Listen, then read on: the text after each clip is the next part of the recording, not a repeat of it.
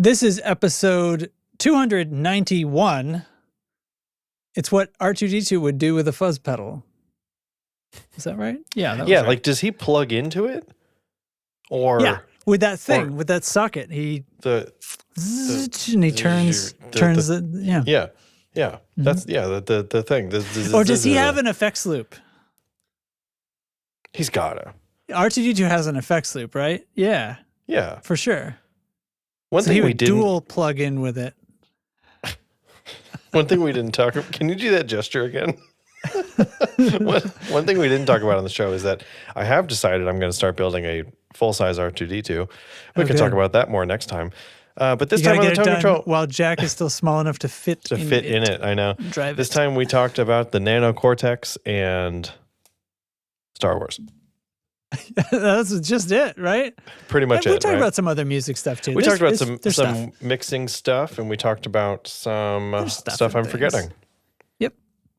It's going to be great. It's going to be a good one. Welcome to the Tone Control. We didn't talk about the giveaway till the very end, but don't forget about the giveaway. See you in the show. Don't forget about the giveaway. Now it's at the beginning. Whee! Bye.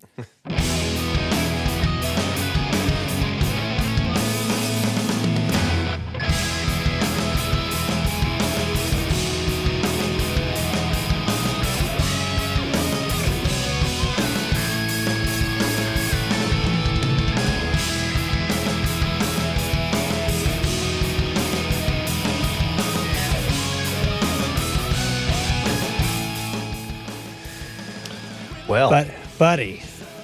Wow. Buddy, dude, guy. Guy. Hey, man. How's the monsoon season treating you? Okay. Yeah.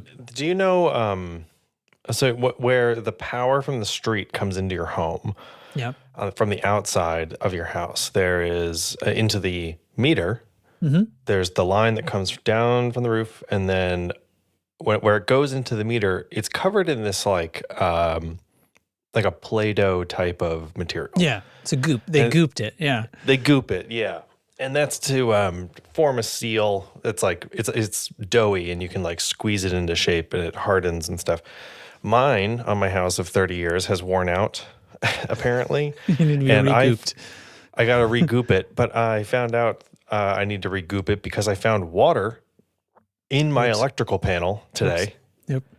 So not a place you want water generally. Not a place I want to find that. And then my internet was out for hours at a time. Was that why your internet was out? Unrelated, I think, but still kind of like excuse me. But yeah, so my internet was out because like the device failed. It just stopped powering on, which was very odd. But they're like, yeah, we can come by between 3 and 5 p.m. tomorrow. What? But I was like, oh, well, I work from home. Like, this is pretty important.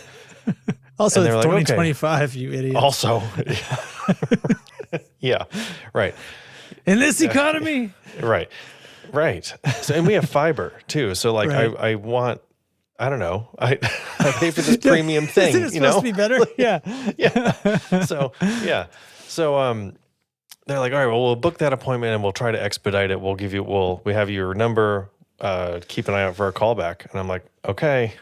And then like, I don't know, a few hours goes by and I start thinking maybe I should call them back and say like, what's the deal? I got to figure out my work day. And then as time I'm to just get a little more squeaky. Yeah, it's kind of mulling that over.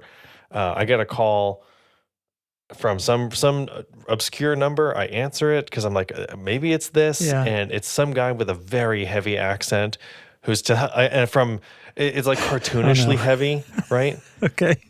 And the nicest man, though. Oh my God, like the nicest guy in the world. But I had a difficult time understanding it, which is my problem. But anyway, so like. He's like, 20 minutes. I'll be there in 20 minutes. Shouting at me over the phone. Screaming at you. Screaming at me in this like thick Eastern European, right? You kind of really like, okay. And so I show him what's going on. I was like, yeah, it doesn't have power. It's not right. Okay. I got my tools. She runs off. Well, this is why he's able to get to you, because he's just been going to each house and be like, internet, bam, bam, bam. Bam, bam. Exactly. So Yeah, so we're back up and running here at Tone Control HQ, which is great. So Yeah. but I didn't like get to work until like 11 a.m. as a result, which was kind of like a weird, made the day a little odd. But anyway. Yeah. Anyway. Well, we'd postponed this from Monday. Yeah, it's Tuesday. Because I was like, Justin, I'm a little tired. What do you think? Justin, I'm a little tired, and I think my internet might go out tomorrow. So let's push it to tomorrow and really give ourselves a scare. Yeah. Yeah. Right. Yeah. So I'm, of course, like on the phone with the internet company at like 6:30 in the morning. Did you tell them we have to do a podcast? No. I was going to get there, though. I should listen. It's going to be on the list if they hadn't fixed you up in the next couple of hours. Yeah. Do you know who I am?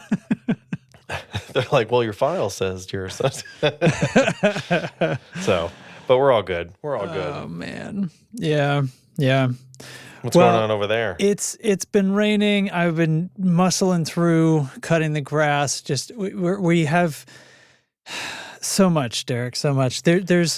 We're in the final like 2 months of this getting ready to put this house on the market, moving in. Okay. At this point, like moving into the new house seems like less work because of how much we calendar a paper calendar of May and June to organize. And she was right. Like we went through it and it was like, if we hadn't done this about now, there's some stuff that we would have like not gotten to. And there's, pretty soon Aria's going to have these camps are happening and we need to organize this with this. And then meanwhile, I'm like scheduling out, here's when I ought to have the paint touch-ups done, What do I have to do first? I need some place to put all this stuff I'm taking off the walls. So I need to reorganize the whole fucking basement. So it's this pile, man. It's this pile of stuff. And on top of it, there's bullshit with insurance companies that we were going through and we were on the phone with them. I think I talked about it in Discord a little bit. I'm not going to get into it, but it's a fucking shit show and they're horrible and they're basically scammers. By the way, if this ever comes up for anybody, like don't engage with private health insurance. Like we don't have employers anymore, neither of us, so we're like, oh my God. So yeah. I didn't even think of that. I mean, for a lot of people, this isn't an issue. If your employer has something be glad of that. Hopefully it's not terrible. Cause you probably don't have much of a choice in that case, but like, otherwise, go the friggin' marketplace, the Obamacares. Don't look back. We looked back. It didn't turn out well. We basically got scammed. Anyway. That sucks. Yeah. That super sucks. Yeah. But I've had a kind of a funny few days. But so Sunday was my birthday, which is happy birthday. Star Wars Day. When your birthday's on May 4th, people send you Star Wars stuff all day and they don't necessarily even realize it's your birthday, right? So there's all that's just mixed in. So you could do a lot worse, I think, with as far as which day of the year it is. Worse. Yeah, for sure. My birthday is right up on top of Halloween. It's not actually on Halloween, but it's right in there. And I think a lot of my opinions about Halloween and about my birthday, heavily are influenced by each other quite a bit. Yeah. I get a lot of Halloween themed birthday things and just that default. You must love Halloween. Why? Why must I? Why? Maybe when I was 2. Yeah. Anyway. So. Yeah, man. Yep. But nevertheless, we spent the weekend I did. I hung out with my parents and you're required to love Halloween. We had went over to my folks, did a little steak dinner, fun, good times. But like the rest of the weekend was, one of Marielle's friends had to move, broke up with a boyfriend and had to move out. And oh dear. So myself and a couple of other of the crew there, kind of descended on her situation, got her a U-Haul, got the apartment taken care of. We got a U-Haul at like 9:30 in the morning. By 2 in the afternoon, we had loaded everything into her new place. Nice. So we made pretty quick work of it. It was pouring rain. It was pouring rain. Yeah. But like at least it wasn't hot, I guess. So that's silver lining. It's been a tiring few days. Yeah. But this is usually a mood stabilizing event for me. So Good. I'm like, all right, let's tone control. Let's tone control. Yeah. We can talk some more about Star Wars because I just had a very cool Star Wars day myself. Yeah, if we I want to saw hear that. about it. Absolutely. Yeah. Should we go bump? sting this? We should sting it. Yeah. Oh, this is a good one Yeah, for man. Star Wars. Here we go. Yeah.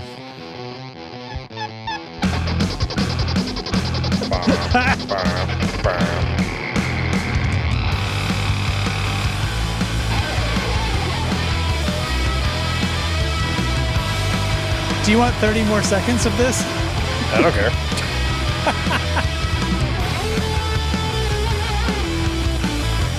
Oh yeah, it had more to give. Yeah. This is when I was doing the live stream demos. Yeah, that's every part of that got fuzzed. Okay. Every part of that got fuzzed. It's very R2-D2. That's right. A little bit of what R2-D2 would do with the fuzz pedal, I think. Oh man. What That's it. pedal. Speaking of R2-D2, I have so many things to say right now. Oh my God. Okay, hold on. Did you know, I think in Spanish, R2-D2's name is like colloquially Arturito, which means little Arthur.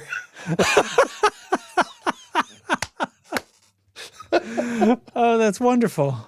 Secondly, I'm wearing a shirt that says "Folk the Empire." You see this? Oh, yeah. It's like a black flag design with the Vader saber. It's like it looks like the Beatles, though, right?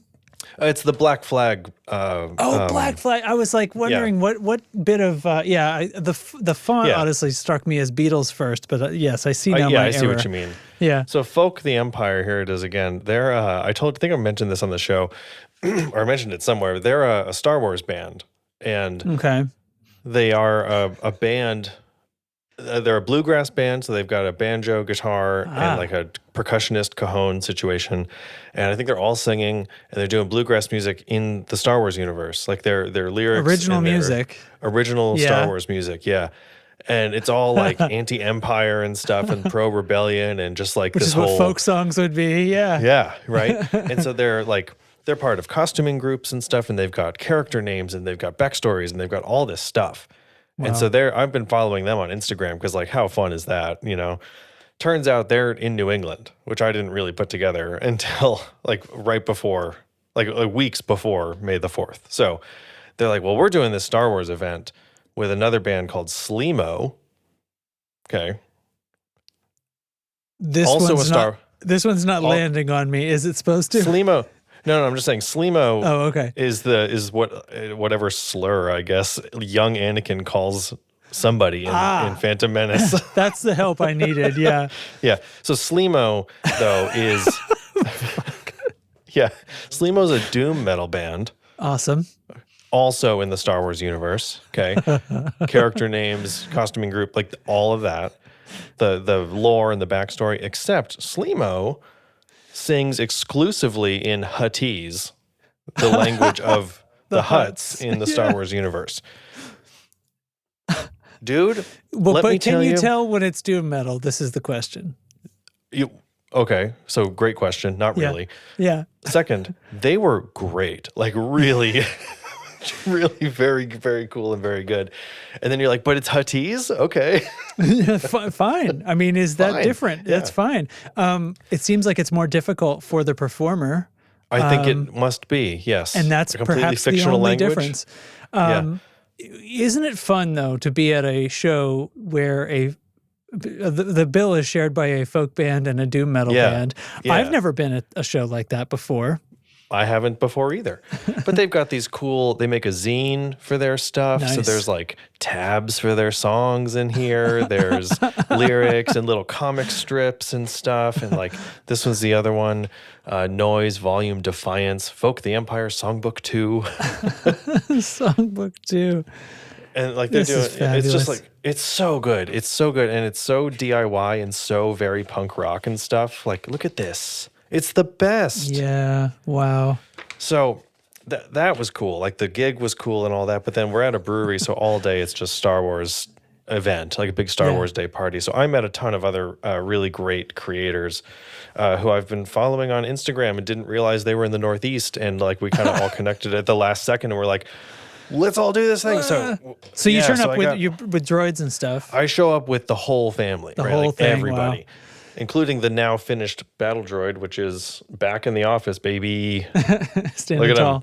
Yeah. Standing tall. I had to take his backpack off so he would fit in the corner. But like all this cool stuff. This one dude's like making his own Arabesh branded stickers and stuff. Is that Coca-Cola? It totally is. This one is the Marlboro in the Star Wars Arabesh font. This guy's name is on Instagram is Womprat Mando and is very worth your time to follow.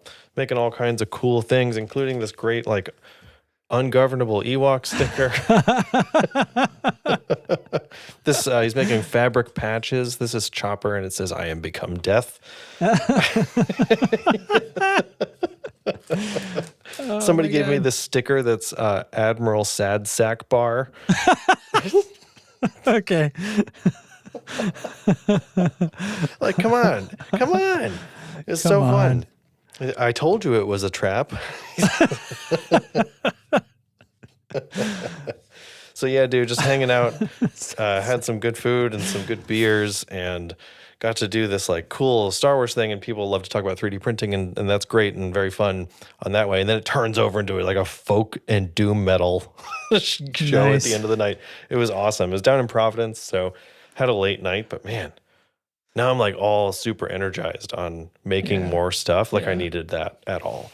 So anyway, happy Star Wars. Happy Star Wars. I since the topic is still here before we move on, I discovered last night that I was on episode 8 of season 1 of Andor and apparently did not finish it. Sorry, everybody. So I was like, all right, I'll check out this Andor season 2. Wait, what the hell? Why does it say episode? What? And I look and there's like 4 episodes I never watched. So I just learned that Andy Serkis was in Andor. Oh shit! Really, you didn't even get that far. Oh my god! That's the episode I watched last night. Oh my gosh! Anyway. Okay, yeah, keep going. Yeah. Keep going. Yeah, okay. I'm not up to date on Andor either, but it's because the release schedule for that show is really fucking weird this time, and I just have a life. So yeah. Anyway, what's cracking in the guitar? In the world of the musics. So I added something to the notes today. I don't know if you had a chance to see that, but I added the Nano Cortex. Okay. I added it like it's some like special thing. Now I think we talked about this at announcement, right? Okay. Yeah. Hold on. Nano Cortex. Bam. Oh. This one's almost 50 seconds long too. Oh, I hate this one too. Yeah, cool. All right, that's good enough. Uh-oh. Sorry, I That's all right. was like, what is that sound? Beth is vacuuming. Like you can hear, or the vacuum kind of whistles a little bit. So I'm like, what is a frequency that pokes through? Yeah. Yeah. Anyway, so the Nano Cortex, we talked about this when it came out. I remember being like, nah, it's cool, but like I don't want the thing like, without the screen. I don't want to have to use my phone. Right. So there's been a lot of updates for this thing. One really big one very recently that kind of reconfigured how we're thinking about this as a signal chain option. And it's just, I looked a little bit more into it to see like everybody's talking about how great this update is. I'm like, okay, well, what's the deal? So I think I'm just like having a little bit of a moment thinking about this versus something like HX Stomp or an Iridium or something like that, and what it is, what the differences between these types of modelers are, and even just like the mental approach to them. So the big thing though with this Nano Cortex is that it's amp and cab centric. Like that is what it is first, is an amp capture, they're calling it. Like their thing for amp sounds is capture. And an IR block, cabinet block, which could be one of theirs. It's also a loader, so you can put your own stuff in. Now, like that's always going to be there, and you can bypass certain things within it and stuff. You can turn those off. But there are 2 pre-effect slots, and now I think 4 post-effect slots. Okay. And those are locked to the signal chain. Like there are only two, like in Helix, we talk about blocks, and anything can go in any block. What matters is Right. how much DSP you have to Yeah. spare. You can put it in any configuration you want, good or bad. So what Neural is doing is saying, like, your amp and cab are locked, and you've got 2 spots for things before it and 4 spots for things after it. And within the effects list, there's 3 categories, which I'm sure you can guess: pre-only, post-only, or both. Oh, I see what you're saying. Yes. Okay. Now I see why I should have guessed that. Right. So it's just a different way of thinking about it. And it's got me wondering now, like, oh, okay. So I was initially a little concerned about I would have to have my phone, like, as part of the setup, right? To use the screen and the features and stuff. To be the screen. But it's not that, right? It's there. It's that if you're changing sounds and if you're, like, making a tone, but it's not that for operating playing time, that tone. for operating. Yeah. So there's still 2 foot switches on the thing, of course, so you can assign whatever, to that. It's all very controllable and all that as well still. Like none of that has changed, of course. But I'm kind of thinking about, like, okay, if I were to switch from HX Stomp to the Nano Cortex, what would that look like? And I think it kind of immediately becomes more reliant on other Stomp boxes, like to build a board with. Yeah.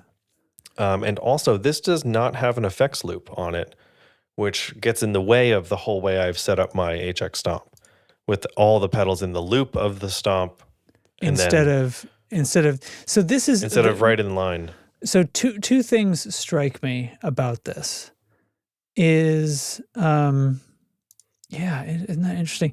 So for one thing, it's a lot more of an analog, you know what I mean? Yeah. Yes. Whereas like you said, bits can go anywhere, and there's all these DSP blocks, and you sort of just assign them, and they take up space within the DSP. And this is like, no. Here's your amp. I mean, you wouldn't like now. Not having an effects loop is an interesting choice because amps have effects loops. But like most of the, like, you don't put most of the effects in it. Like you put some of your time-based stuff in it. But so that's the thing. All the time-based stuff that's built into this is post-only, right? Your delays, reverbs, that stuff can only come after the amp.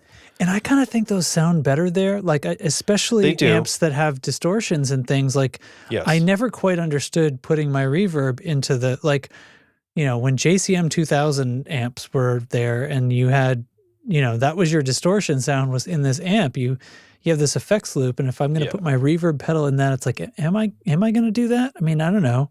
It's weird. So it depends on your approach to amps, I think. Whether, like, where you're getting your main drive stuff from. But, like, I think it's also that even with effects that are pre and post, I think the idea is that that's the tone, and, like, that's what kind of stays. So you can have, your deluxe or with a tube screamer, and, like, that's it. Like, whether or not the tube screamer is in a pedal mode, it's switchable or whatever, is kind of not the point. It's just that, like, that combination is, like, the guitar sound.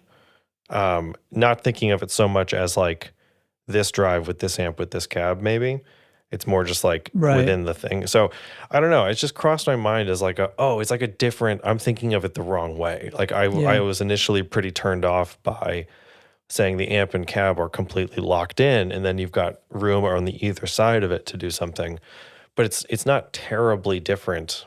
It's not better or worse. I think it's just a different way of looking at it. And it's not a way that I ever really considered looking at it in Helix. But every time I make a patch in Helix, a preset, I put an amp and a cab, and then put some things pedals before in and front after. of it. Right. So it's like, and so then if I don't have, but the thing is, if I don't have enough in front that I want to have, like, I do a couple of drives, a boost, or sometimes the boost is from the amp itself.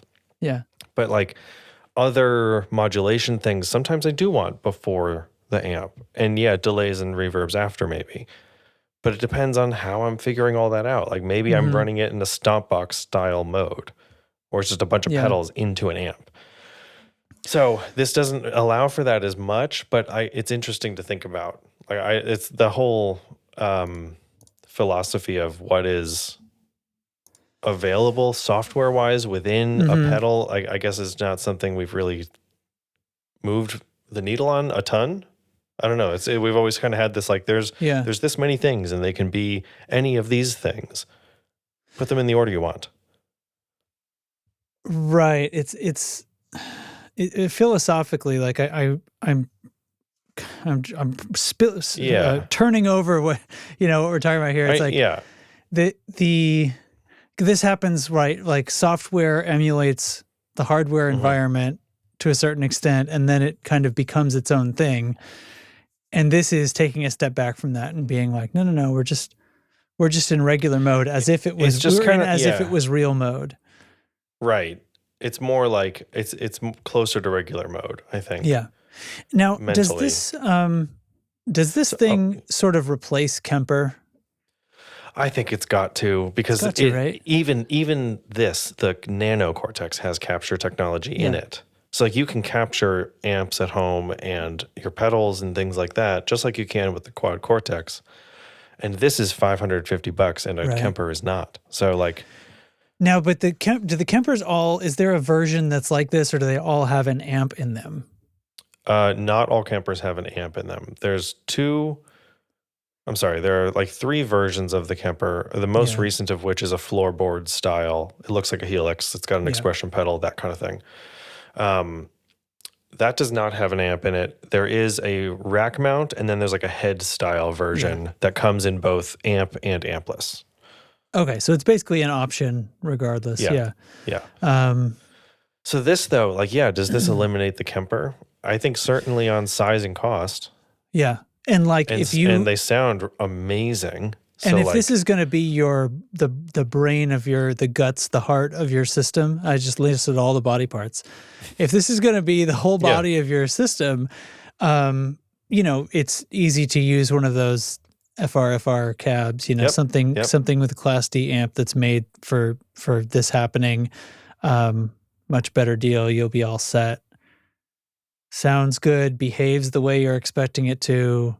Yeah. In the situations like things, that. I'm curious how many people focus on capturing to have it in this not entry, but have it in this like lower price tier, which is to get people into the neural ecosystem, right? Yeah. It's to get that like a newer entry product, because the Quad Cortex is like $1,800 or something, $1,700. So they're shaving off like a ton of money to get people into their stuff. So I don't know. Yeah, so, like, is it? You know what I'm saying? I mean, who is this? I think there are a ton of people for whom this is a better product. This is like a correctly segmented product, right? Because losing out on the screen and some of the flexibility in setup, but still 2 switches. So I mean, you can bank around once your sounds are created. You're ready to go. So it's kind of like, how complicated. Tell me if I got this right. It's like, how complicated do you want your effects setups to be? Because if you're down to just 2 switches, then that, like, if you're performing, you have to basically find a way to arrange what is switchable and what needs to be switchable. Now, I'm assuming those switches, like, we can put anything on there, like probably put, just assign like, your chorus in this song could be a totally different chain from, totally different amp and cab and effects and everything from your verse. Yeah, right? I think so. I'm not sure I know with Quad Cortex that is available, but I don't know if that's even more limited on this, but I think it's still kind of the idea. So yeah, I'm curious, like the person this is for though, I'm wondering if capturing, like having the capture hardware available, like that combo jack and all that feels like a feature that is kind of more pro, but maybe it's not. I don't know. Like maybe they're just trying to make it more of a thing people do. But because to me, the capture thing is a lot less valuable then maybe even a screen. I don't know. Like that's for this type of product. That's interesting. Yeah.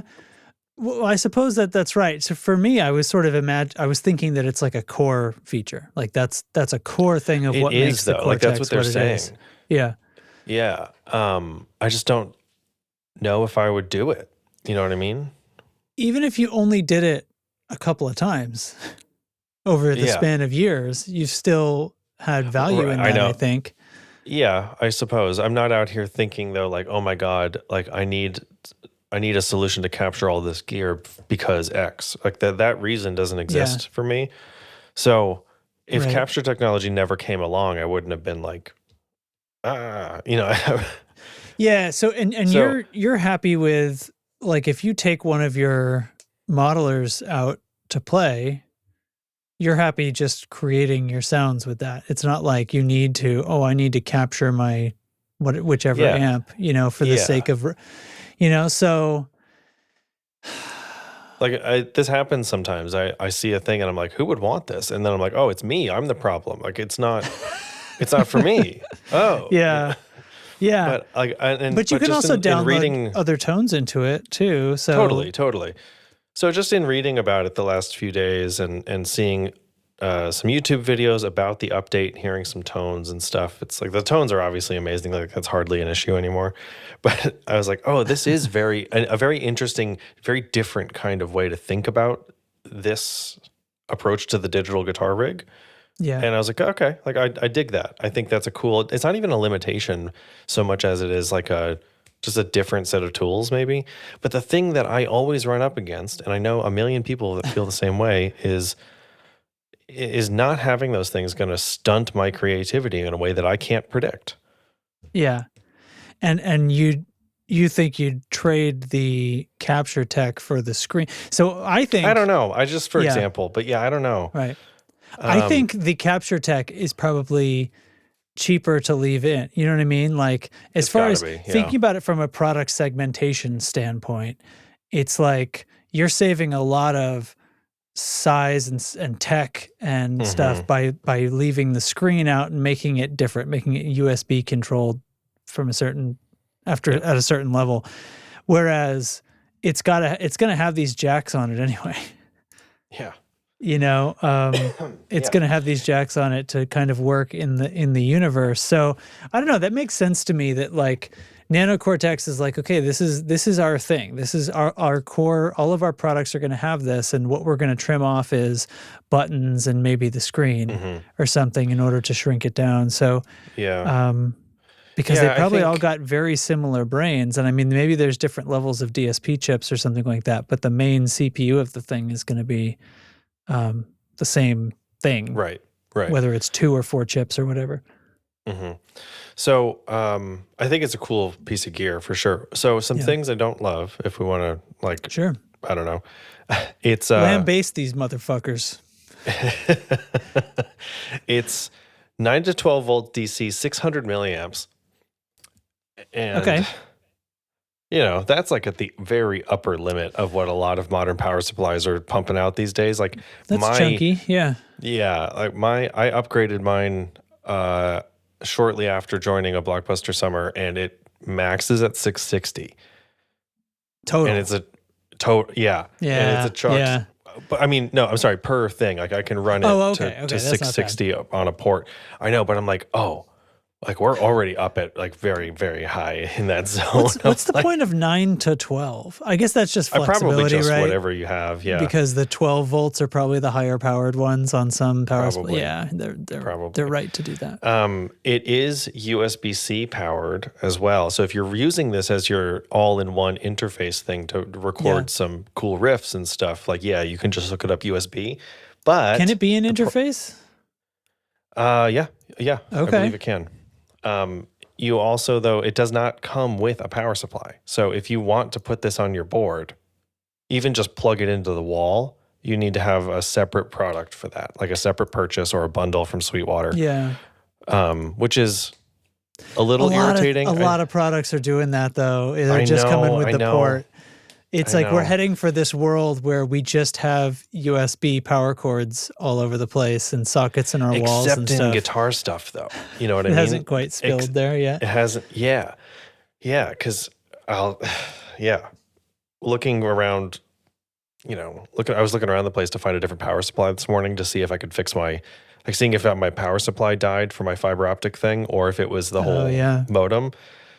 Or fiber box, whatever the thing is. I was like rummaging through every possible bin I had looking for a specific, power supply that barrel connector. Yeah, and I of course didn't have anything, and nor did I have anything that was 600 milliamps. Yeah, I mean that is pretty high. Yeah, it's pretty high. It's higher than the HX Stomp, but it's less than my Effectrode power supply would have handled it just fine. Yeah, it wants 2 full amps. Jesus. At 12 volts. But that one shipped with its own thing, so. Yeah. See, I also think, I know the size is a real factor here for a lot of people. I wish it had a direct out, or the captured combo jack could be set to direct out. That would be pretty nice, because with this, then you're immediately jumping into a DI setup as well if you're using this live. So you got to go direct somehow out of that thing. So that's like an extra piece of gear there. It has a capture output is the number 2 output. But my point is it's not balanced. Inch. Oh, right. Yeah. You wanted it to be balanced. Yeah. Yeah. So that would be nice. In the effects loop thing, like that, I would have to rethink how I have my HX Stomp board set up, because I haven't mentioned this in a while. All of the pedals on that board are in the loop of the effects or of the HX Stomp, which allows me to put software effects before and after my board. Right. And the amp and stuff. So it's really versatile. It's really redundant, which I like. Yeah. But this would change that. So that's definitely a space thing. They're looking at how the jacks are laid out. They just they were like, this is the size box we're targeting, kind of thing. And what do we cut? So I think it does kind of point itself in the direction of stuff like Iridium, just because of the slightly more limited nature of it, right? So people who are into that would also be okay with this. It's like an Iridium Plus kind of, right? Yeah. It's got the amp and cab, of course, but then it's got other room for time-based effects, for overdrives, for compression, for whatever. You could just... That's what I mean. If you think of it still as like this box just creates the tone that my pedals go into and stuff, whether it's an amp and cab and pedals and whatever else is almost irrelevant, Right. It's a combination of those things. Yeah. Anyway. So I don't know. I've had a little bit of interest in this PRS amp back here. Nothing like in the realm of trades, and nothing's really been piquing my interest very much, but it was like, oh, what if I trade for this sort of thing? Is that the direction I want to take this? Probably not, but it just got me thinking about, I don't know if I want to be a person that has like multiple ecosystems to be a member of, That's what I was thinking is like, yeah, exactly. Like you should try one, right? Like find a way to borrow one for a week or whatever, and if it maybe you'd click with it, maybe it'd be like, wow, this rules, but it has to pull you off of Helix, right? It has to be exactly. Yeah. I was just going to say, Matt in the band, Matt and I have been talking about this a lot. He's thinking about making the switch and selling some Helix stuff to make it happen, which is very cool and very exciting. And he's playing the plugins and stuff for some demos of their product. And I've done that too. They do sound amazing. They're so, so good. But it's hard to tell, like he mentioned to me, it's hard to tell if that's just new gear excitement, right? You're just stoked on it and you think it's better. And for me, it's going to be a really long time, I think, before Helix stops working for me. You know what I mean? Like, I don't think I'm going to outgrow what's available to me for a long time, solely out of like necessity. Interest is a different thing. Like, yeah, I'm interested in a quad Cortex, but I don't need to go there. Like, there's so much more that Helix can do that I'm even, the more than it's capable of that I'm using it for, So I don't know. Like you said, it's going to take a lot for me to like leave that. Yeah, clearly. Not well. Whatever. You got to try. Right. I mean, it's a lot of work. I have the same thoughts about anything. Like you're you're used to using something. There's a but there's it's cost. There's a time and effort cost to switching as well. So I sell my Helix and I sell my HX Stomp, and I've got a big chunk of money to go move to Neural. Great, fun, cool, but like, yeah, I got to learn it. I have to teach myself how to use it again and have that sort of like getting up to speed time. And so, but there's that, but also the factor of, are the sounds that much better? Right? Or are we getting into a thing here of like where is the diminishing return going to be on advances in modeling tech to the point of like, they can only get so good, right? The glass ceiling at some point. Yeah, you're definitely in the steep part of the curve. And what's beyond that, except guitar tones that cannot be made in an analog rig. So, I don't know. Guitar tone can't be made? See what I mean? Though? I don't.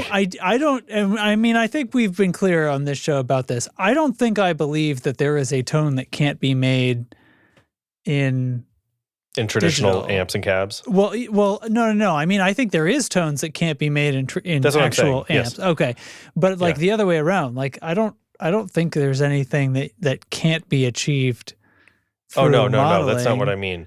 Yeah, no, okay. I'm saying the opposite. The opposite. Of like, okay, reciprocal. The next or whatever. realm for modeling is stuff that you cannot do with traditional gear. So this is which we're already seeing all over the place, of course. But like, we'll go back to Kemper. The stories were that you would Kemper was really big with the super high gain crowd, and they would apparently making records. This is like one-man band records too, where they're like programming the bass and stuff like that. But the guitar tones would apparently be some awesome amp captured at like 10% gain. So I think the capture, the amp being captured is like really hot, right?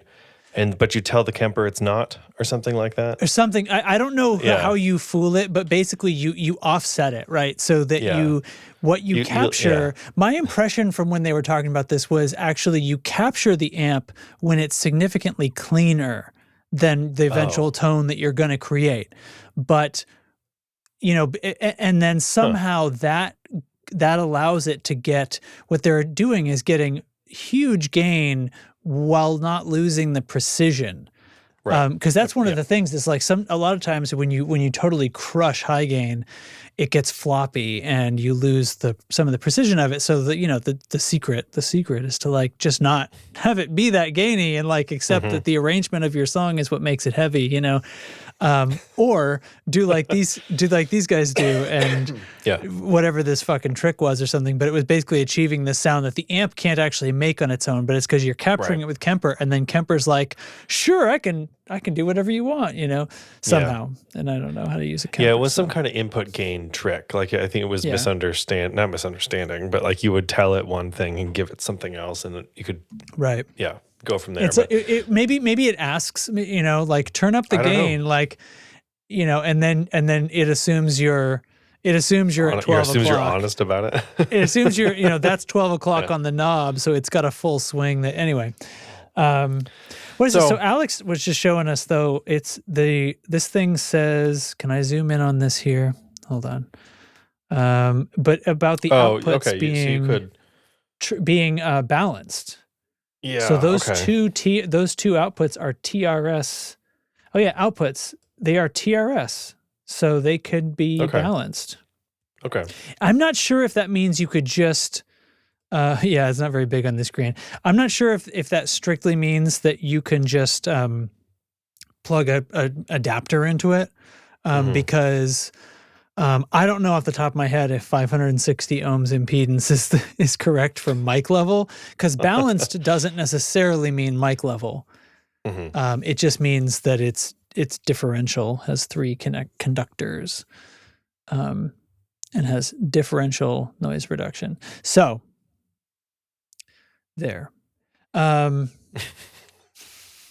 Very interesting. Very interesting stuff. Great Justin, final thank point you for, there, Justin. You know what? I'm going to tell you, let me tell you a quick, are we moving on? Let me tell you a quick story, sure. Derek. I'm going to tell you a quick story about my dog that happened just a couple of days ago. And, trigger warning, this story involves my dog eating half a bunny. Oh. So what happened was my dog ate half a bunny. Can we put a fast forward warning, like fast forward 3 seconds from now? Yeah, that's good.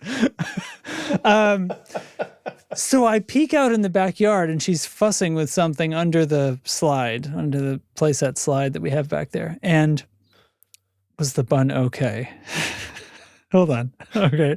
Let me get 30 more seconds into this story. So I see her kind of fussing and she's been sniffing around there for a couple of days, right? Yeah.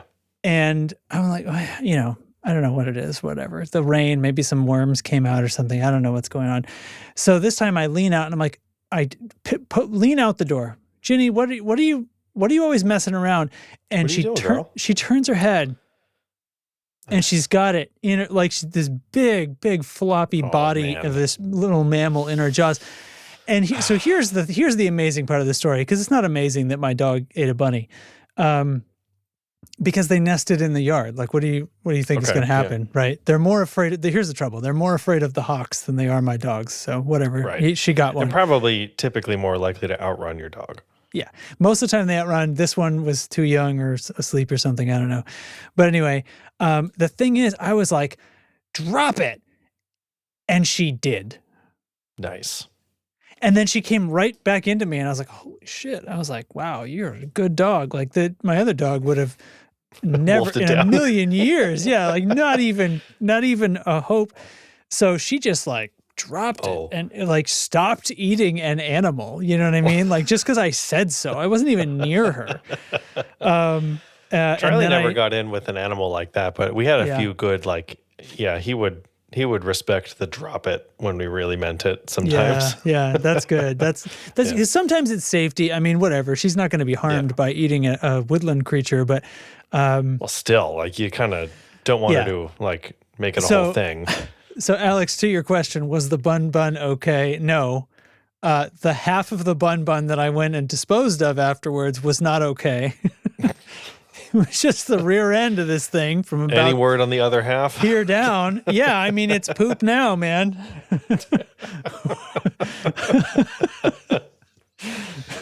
Yeah. Trigger warning: this story involves poop as well. So that was fun. Anyway, good dog. I'd rather she didn't eat the bunny, but if she's gonna eat it, oh yeah. Man. Damn things. Why'd they build another nest in our yard, you know? Those damn things. You sound like my grandmother. So, that's all I got in the notes, dog. What do you want to do? Dog, what should we do? I don't know. I had an interesting experience. I'm mixing a song. I was working on it today, actually, and I mixed a couple of songs with this band, and they really liked the way things went and asked me to remix a song that they had gotten done at a different studio. And it is what I had kind of always perceived as sort of a big deal studio around here. I'm going to try to be tactful about this because I'm not sure. I don't know. I don't know. I don't want to talk about people or anything. I'm not sure if it's still around anyway, but it's kind of it was like a much larger, more expensive commercial facility kind of thing. And like the mix was okay. It definitely wasn't as good as my mixes. And I agreed. It was like technically a decent, you could hear everything. It just wasn't as interesting or fun. And I got the files and it was like kind of a mess. I opened their Pro Tools session, and was sort of decoding it all. And that's interesting. I cleaned up a bunch of their edits and from the mix session. So from the one that they had mixed up. General best practices that like someone in your industry kind of should do but was lazy about, like that kind of thing. I felt like it. Yeah, there was a bit of there was a bit of drum edit where they had swapped in another take for a fill. But drummers will often speed up a little bit into a fill.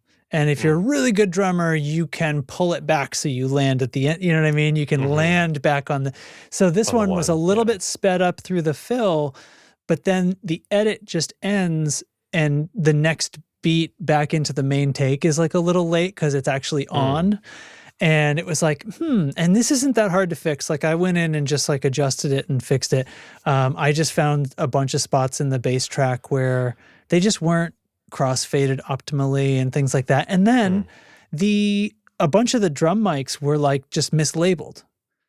Oh. And now I can't really hear the mix of, like I said, it sounded fine, but like I couldn't really tell in their session whether they knew what the drums actually were, because like there's a ton of plugins in there that I don't have. So like it wasn't loading up and sounding right on mine. I was basically just listening to the dry tracks. So everything was different. I can't infer levels from their mix based on the faders that I saw, none of that counts anymore. So I'm not really sure, but like there was, kick in and out. Oh, the kick in mic was not present. Like it was a malfunction. It was like totally, you could hear a little bit of static on that channel, nothing else. So basically we've got just a kick out mic. So, stuff happens sometimes on a session, but that definitely should have been noticed and fixed while they were recording, obviously. That's what my next question was. Like, what would happen where you have to say, we can't fix this right now? Right. Like you'd have to notice it at the end, right? Like I've had mics fail in the middle of a session and I'm not going to stop them in the middle of a take.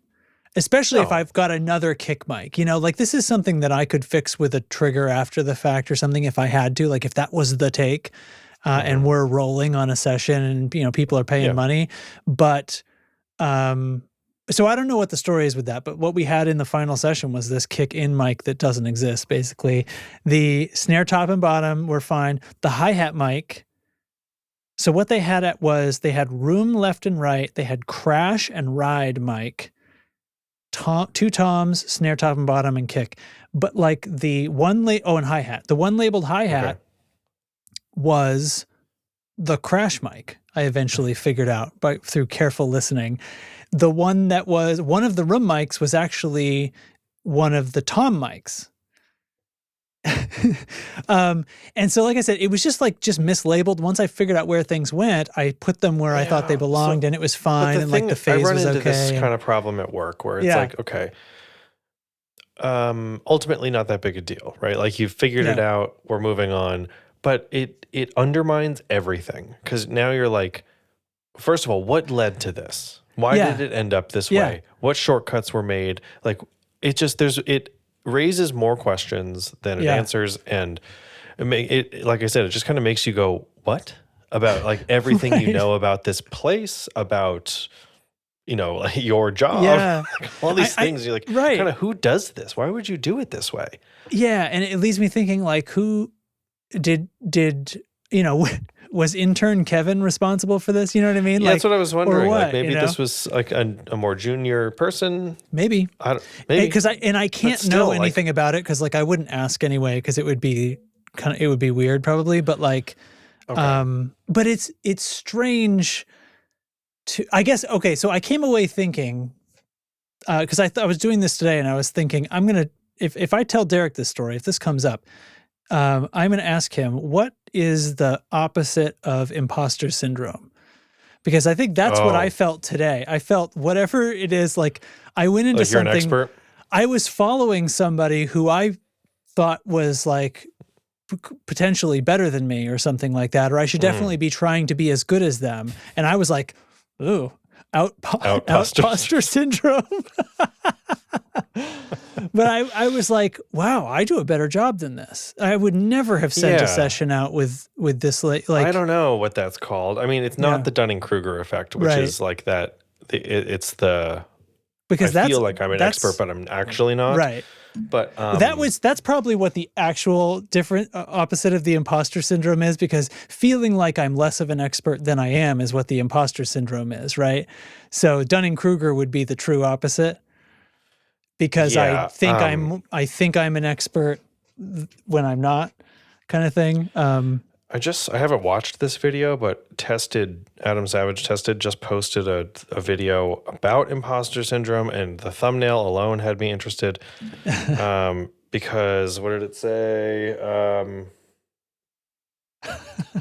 I don't want to start the video. So I got to look at it really tiny. It's how to overcome imposter syndrome, and it's quality equals experience, skill, and time. Experience plus skill plus time. Skill plus time. Yeah. And or like when you're following someone who you really trust, like in the space, like whatever the space is in this, it could be like your job or not, even if it's just a hobby or something. And you're like, oh, I thought you would care about that.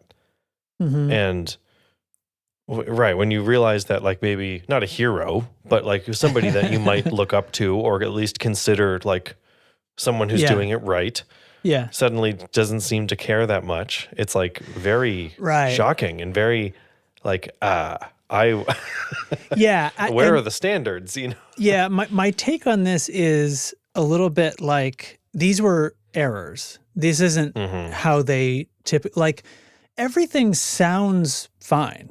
Like it's probably the house kit there. My thinking is that it's basically mic'd up permanently. It's that kind of place. Like they have room to just have their drum set up all the time. I see. Yeah. Right. Yeah. So I'm thinking that it just got plugged into the wrong things, and they have a template. You know, I mean, they pulled up their template, assigned everything.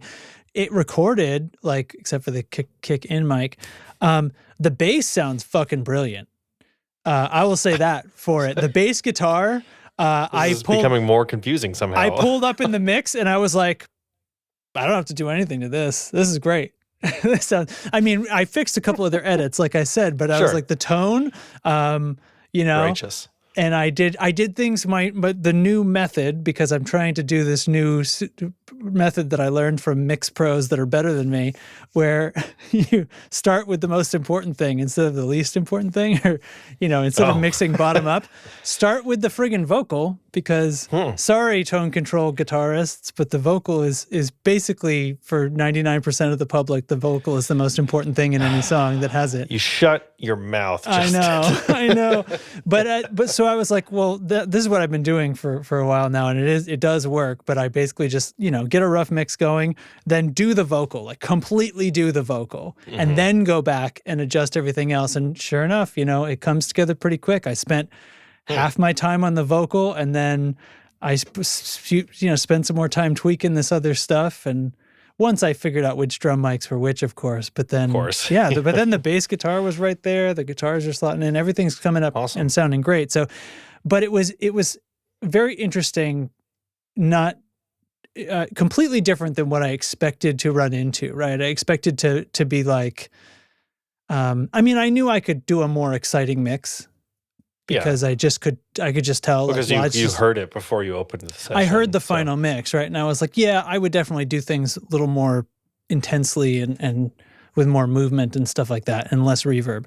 And and so it was a funny kind of experience, and goes to show, I guess, you don't always know.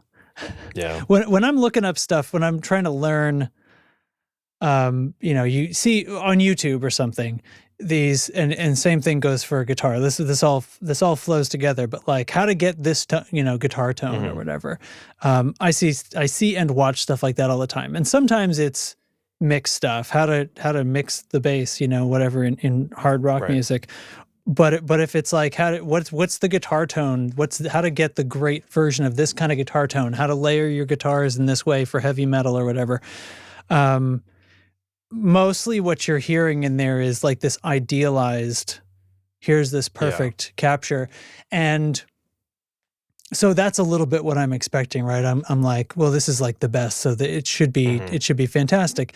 And then to find it kind of arranged wrong, or kind of the session being set up wrong. Yeah, these little errors that just like I said, undermine your experience. Yeah. They're just sort of like make you go, what is happening over there? Yeah. And you know, whatever. Nice. One thing we haven't talked about, and we should kind of probably wrap up, is the new Sleep Token songs. Like I know, like we talked about that last record a lot. and we've been chatting about it in Discord a little bit, but maybe we save that for next time. I don't know. What do you think? I have nothing really specific to say. There's only like 3 songs now out so far, right? Yeah, and I think just that something you had said reminded me of like, oh yeah, like this idealized heavy metal guitar, and I'm like, that's kind of what a lot of like all of their sounds on their records are like. That's like the humongous snare sound. That's the humongous bass sound. Like they just have all of the things. So I don't know much what else to say, but well, I'll say it's the secret is in the performance. Pretty much most of it. Like, you know, because the tone is probably not that much different than whatever you can come up with in Helix or any other thing. Definitely not. But it's about being perfectly in tune to a malicious degree. Like on records, it's like, you know, if the guitar for some reason can't be intonated so that the chord here and the chord here can be perfect, then you've got to stop and tune between chords and put that punch in on the record, you know? They're hooked up with Evertune now. Yeah. Problem solved. I think you got to be with anything that has detuned or more strings or baritone or any of that stuff, especially because that's where it gets tougher to keep it perfect. But that's what it is. It's this and that's the same thing you see when I'm going to these videos, how to get this amazing tone from this record. It's, you know, performance. Spend the time and just chunk it bar by bar if you have to. Maybe you don't have to do it quite that far, but tune early and tune often. And you know, I've been going through. I got myself onto Coheed and Cambria, and at this point, I've been like kind of listening all the way up through because there's a bunch of records I skipped too. And I have two short conclusions. One is the one with Gunslingers and Gravemakers. Gravemakers and Gunslingers. I have it backwards. That's is that No World for Tomorrow? Yeah. Is it? I don't think so. Hold on. Wait. Hold on. Justin, cut all this out. Justin, cut all this out. Go to artist. How do I make it go to artist? Let's see. That album is No World for Tomorrow from 2007. No World for Tomorrow. Yes. That's right. Okay. No World for Tomorrow is the peak Coheed for me personally. Okay. In both production, like sound, and the song and the flow of the record and stuff like that. However, there's not big slopes on this peak, just slightly, you know. And I also, when you're going through them like this, that's when I catch on to all the little things that I sort of skipped because there's so much story that goes on with this comic book thing, and like the one here, the color before the set, before the sun, or I can't remember if it was after me. Anyway, at one point. They stop following that story and they're like, this one's just outside of that. So Color Before the Sun is an independent record. I know that. Right. I don't know about Afterman. I don't know about the Afterman. That was a double, I think, right? Yeah. So I'm not sure about that. But Mike in our server definitely knows the answer to this because he is a Coheed nut. Is a nut, yeah. Are you like all the way through now? Like have you gone through, what are we on, Vaxis 3? Vaxis 3 is the one that I have almost not touched yet. Okay, that's the newest. But then Vaxis starts a new story, I guess, or something is what I'm catching on to. But anyway, Vaxis and that's the one that I haven't gotten on too much yet. But look at this but I'm really liking the Vaxis thing now too. Okay. And I'm so glad you said this. It has kind of a feel to it, right? That's a little different from the other stuff. I think Vaxis 2 is my peak Coheed, at least right now. And I'm curious if like that No World for Tomorrow era is partly nostalgia for you, like influencing that decision. Because I wasn't really big onto Coheed then. Interesting. That was like a later drop for me, but I do love that album. But I think Vaxis 2 is just perfect in many ways. And the thing about listening to their whole catalog too in one shot like that, or over many days probably, is the musical motifs that they've done. Yes. Record after record, it just shines through. It's so good. So many things you forget about. Just these like little licks and little things. The connections that they draw, really, they, just like you're saying, they come out, and it's like musical foreshadowing. Right. So the when you see them like that, I like all of the records a little bit more having done this. You know what I mean? Because like you've got the whole thing, the whole first arc that goes for like 7 albums or something, or 6 albums, I guess. The 7th is the one where they go off book, so to speak. But then there's those 2, although it's like a double album because one of them has like a bunch of extra tracks on it. It's like a re-release the next year or something. And it has its own thing. And like if you and I think even sort of, they're always Coheed, like they always have a sort of melodic identity, but like the whole first the first like 6 albums, that first story did something different with all of the counter melodies that they're typically overlapping. And some of that got reduced or refined, pick your word.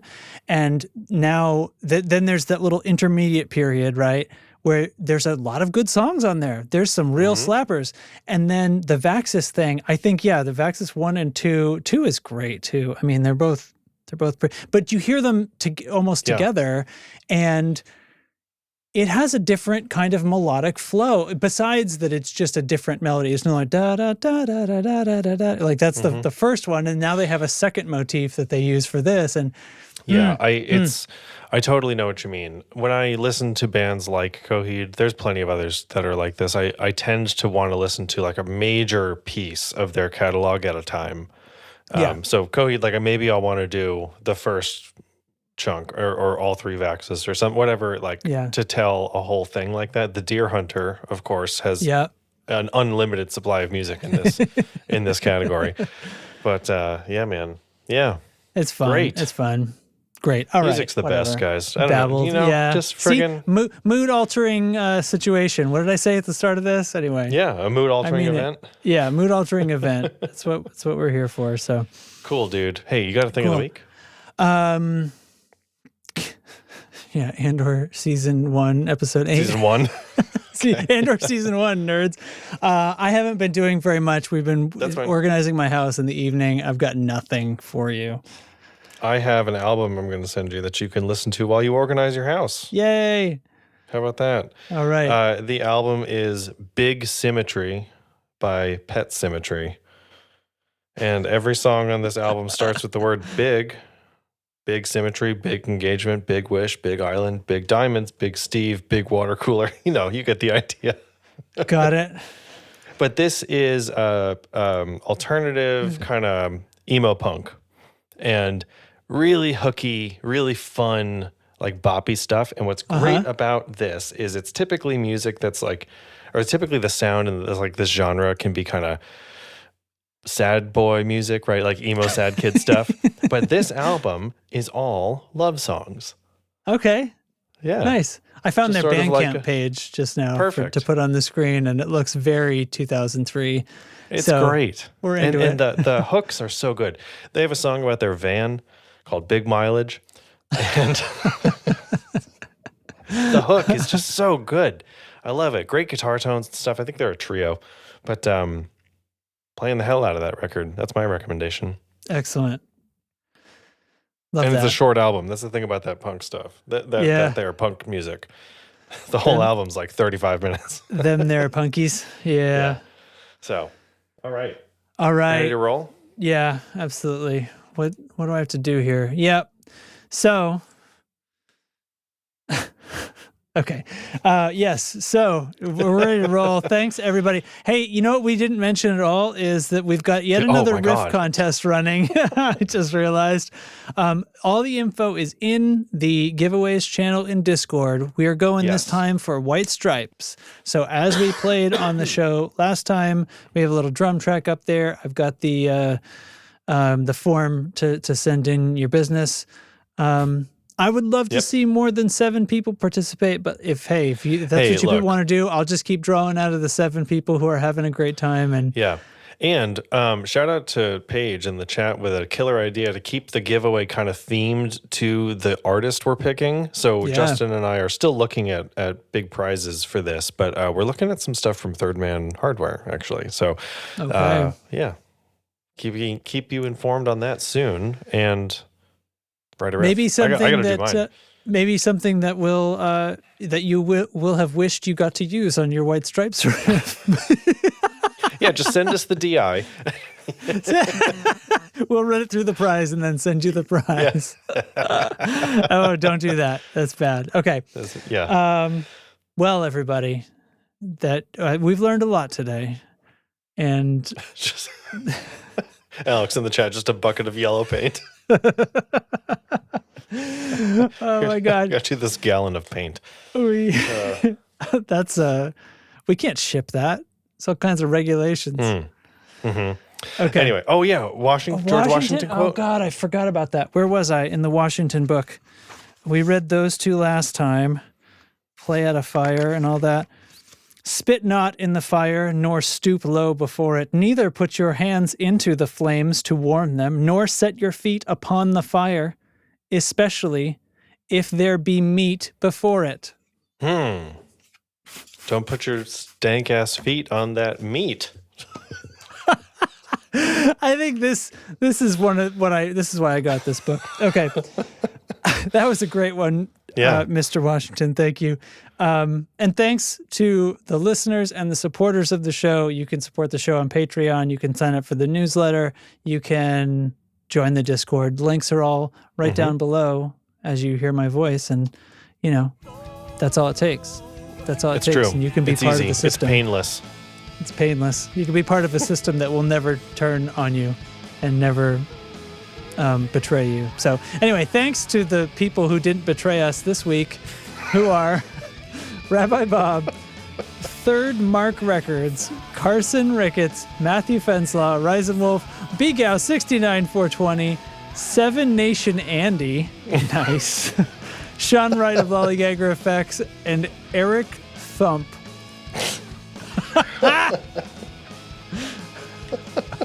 Oh, can we change it to Icky Eric?